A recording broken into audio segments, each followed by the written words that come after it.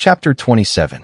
Anna was upstairs, standing before the looking-glass, and, with Anushka's assistance, pinning the last ribbon on her gown when she heard carriage wheels crunching the gravel at the entrance.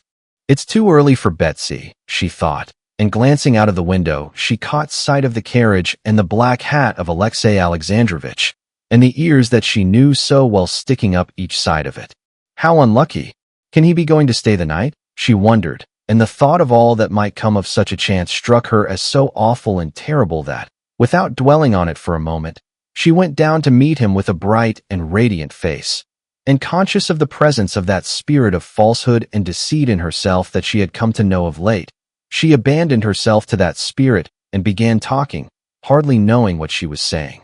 "Ah, how nice of you," she said, giving her husband her hand, and greeting Sludin, who was like one of the family, with a smile. "You're staying the night, I hope," was the first word the spirit of falsehood prompted her to utter. "And now we'll go together. Only it's a pity I've promised Betsy. She's coming for me." Alexei Alexandrovich knit his brows at Betsy's name. "There's no hurry," said Anna. "Would you like tea?" She rang. "Bring in tea, and tell Seryoza that Alexei Alexandrovich is here." "Well, tell me, how have you been?" "Mikhail Vasilievich, you've not been to see me before. Look how lovely it is out on the terrace," she said, turning first to one and then to the other. She spoke very simply and naturally, but too much and too fast.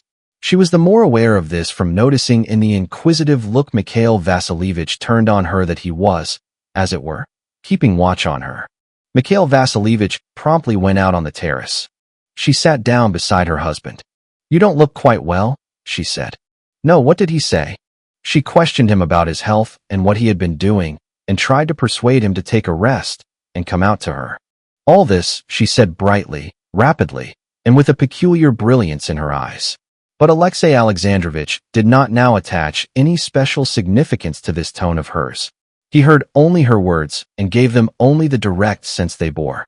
And he answered simply, though jestingly. There was nothing remarkable in all this conversation, but never after could Anna recall this brief scene without an agonizing pang of shame. Ah, the young man. He's grown. Really, he's getting quite a man. How are you, young man? Anna, who had flushed a little the instant her son came in, noticing that Seryoza was uncomfortable, got up hurriedly, took Alexei Alexandrovich's hand from her son's shoulder, and kissing the boy, led him out onto the terrace, and quickly came back. "It's time to start, though," said she, glancing at her watch. "How is it Betsy doesn't come?" "No, I don't." "Yes, I do," she said, not looking at him, and crimsoning to the roots of her hair. "But you'll come back here after the races, I suppose?"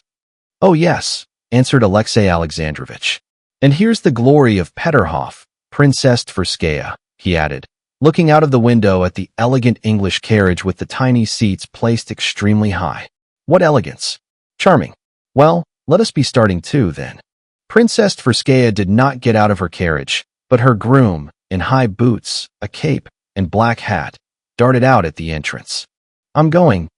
"Goodbye," said Anna, and kissing her son, she went up to Alexei Alexandrovich and held out her hand to him. "It was ever so nice of you to come." Alexei Alexandrovich kissed her hand. "Well, au revoir, then. You'll come back for some tea. That's delightful," she said, and went out, gay and radiant. But as soon as she no longer saw him, she was aware of the spot on her hand that his lips had touched, and she shuddered with repulsion.